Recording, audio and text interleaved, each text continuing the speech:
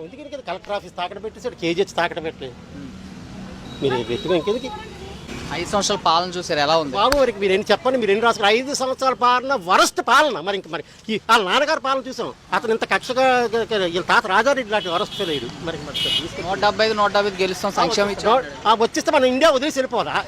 ఆంధ్రే కాదు, 175 కాదు, ఆడే కానీ రూలింగ్ వస్తే మనం ఇండియా వదిలేసి వెళ్ళిపోవాలి. అదే మరి సంక్షేమ పథకాలు ఇచ్చాం, బ్రహ్మాండ పాలన. సంక్షేమ పథకాలు ఎవరికి కావాలి? సంక్షేమ పథకాలు ఎవరికంటే ఇస్తాను? 3,000 రూపాయలు, 2,000 రూపాయలు, ఇటు 5,000 రూపాయలు ఉద్యోగరా చంద్ర మీద ఆధారపడి నేను పార్టీ పరంగా చంద్రబాబు నాయుడు హైదరాబాద్ డెవలప్ చేశాడు. ఎంతమంది బతుకుతాడు చెప్పండి? ఇప్పుడు బెంగళూరు నుంచి కూడా ఖాళీ చేసి వచ్చేస్తాడు హైటెక్ సిటీకి. అలాగే అక్కడ పెట్టాడు, డెవలప్మెంట్ చేయనిచ్చాం. ప్రజలు గొర్రెలు కదా ప్రజలు, అందుకే ఆయన ఎక్కించారు. ఒకసారి కానీ ఈవెన్ చూపెట్టాడు, ఈవెంత గుచ్చాడు. అంటే ఇప్పుడు రుషికొండ డెవలప్ చేస్తున్నారంట కదా? ఎవరు రుషికొండ డెవలప్ చేసేది ఏంటండి? ఎవరు రుషికొండ పని మీరు ఏమండి? మీరు యాజ్ ఎడ్యుకేటెడ్గా మీరే చెప్పండి, రుషికొండ ఏం డెవలప్ చేశారు? వాళ్ళు కట్ చేసి ఆయన ప్యాలెస్ కట్టారు కదా. ప్యాలెస్ మీరు చెప్పారా? ఆడి ప్యాలెస్ కట్టారండి, that is good, correct point.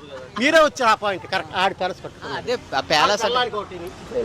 మీరు ఇంకంతే, ఇంక మరి చెప్పండి. నన్ను ఇంకే టెన్షన్ వచ్చేసింది. ఆయన పబ్లిక్ పాలసీలు మాట్లాడాల్సింది అసెంబ్లీకి వెళ్ళి పవన్ కళ్యాణ్ పిల్లల కార్లు మార్చినట్టు మారుతాడని మాట్లాడతారు. ఇలా ఎలా చూస్తారు? దరిద్రం ఏమండి? ఆడినట్టండి ఏమండి? ఒక పెద్ద తండ్రి లాంటి వయసులోని చంద్రబాబు నాయుడు ఒరే నేను ఎవరికంటే గౌరవం ఇచ్చాడు? ఎవరికైనా ఇచ్చాడు? విజయసాయి రెడ్డి పెట్టాడు, శుభ్రంగా ఆడును.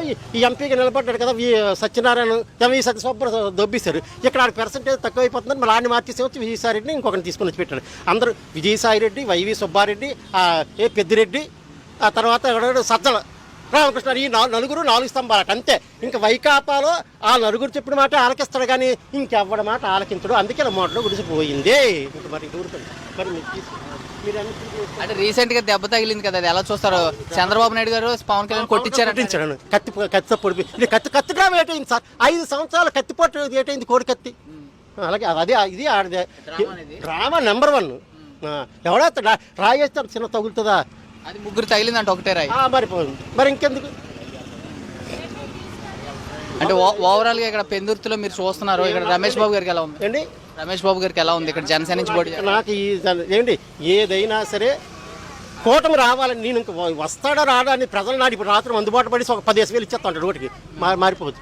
కూటమి గారు రాకపోతే ఆంధ్ర చంద్రబాబు నాయుడు ముందే చెప్పాడు, బీహార్ కన్నా ఘోరం అయిపోద్ది కిందసారి 99, ఇప్పుడు అంతకన్నా ఘోరం అయిపోద్ది. ఇంకా అనకాపల్లి పార్లమెంట్ లో సీఎం రమేష్ గారు గెలుస్తారంటారా, లేదంటే వైసీపీ నుంచి బూడి ముత్యాల నాయుడు? నేను అన్ని పాయింట్లు చెప్తాను కదండి.